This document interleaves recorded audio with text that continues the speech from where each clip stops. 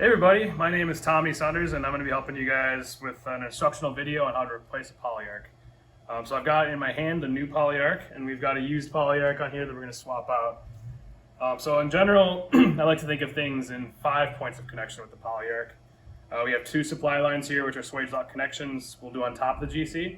We have 1 heater connection, and then we have down here the inlet and outlet of your Polyarc. So we'll go through the steps on how to disconnect and reconnect those and how to insert it on your GC. So the first step I've already done, but just to make sure all the things are cooled down. Our Polyarc is cooled down, our FID is cooled down, and our air and hydrogen are off to the Polyarc. Looking inside the oven, there's a union there. We're going to disconnect for the Polyarc inlet, and the Polyarc outlet goes right into the FID. Those are those 2. And on the top we have the 2 swage lock connections and the 1 heater. So I'll start with the top. I'm just going to go ahead and loosen these swage lock fittings. I'll keep the union on for future use. And it's important, I usually recommend people label these lines to make sure that air is going to air and hydrogen is going to hydrogen. Disconnect the heater. So all on the top, we're all free. Go inside the oven. Disconnect the union. I usually keep the union on the column to protect the fitting that's already there. That way you don't need to make any new fittings. And then the FID here, so we've turned off the FID and all of its flows, so I'm good to go ahead and disconnect it. Slide that down. You see our ferrules right there, our nuts, so we're just going to pull these off for future use. So now we have all of our connector points free. The next step is to remove the Polyarc. So usually with my left hand, I'll grab the inlet and outlet. With my right hand, I'll grab the actual enclosure. I'll just slowly lift it straight up and out. Taking care not to catch on your column or the top of the oven there with the nut. So there's your used Polyarc free. You just package this up and return it to ARC with the prepaid shipping label. Same steps, just in reverse order. So with my left hand, I'm grabbing the inlet and outlet lines. I'll thread them into the top carefully.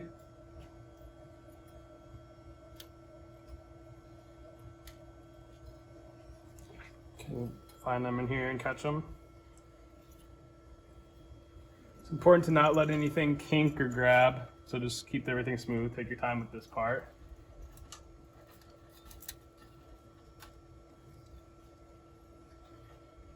Insert the sheaths in and the Polyarc should fit perfectly in there. Now back to the oven. So every new Polyarc, where there's a new or replacement, will come with the fitting swaged on already. So we just need to connect it to our union. Careful not to over tighten this fitting. Shouldn't need more than 1/8 of a turn.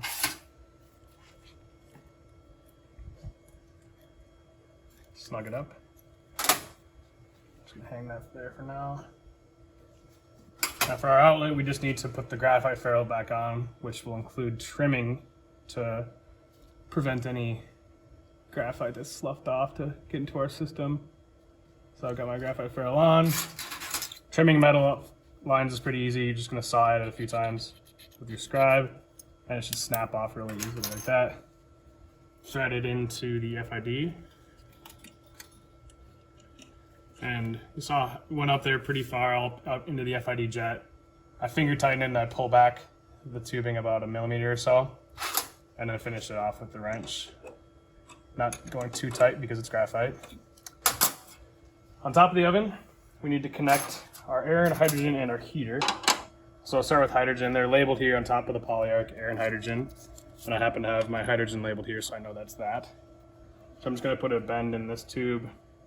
Approach it from the top, tighten that down.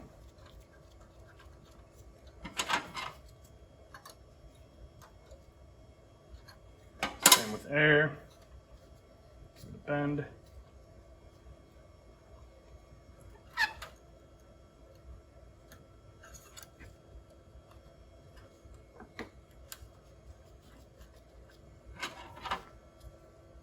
These fittings are also already swaged, so you don't need to tighten too much afterwards. And lastly, we will connect to the heater. So in this case, I'm using the GC's auxiliary heater. If you're using our temperature controller, that would just be resting probably behind the GC or to the side of it. Leak check all the connections with the leak detector, but after that, you're good to go. So thanks for watching.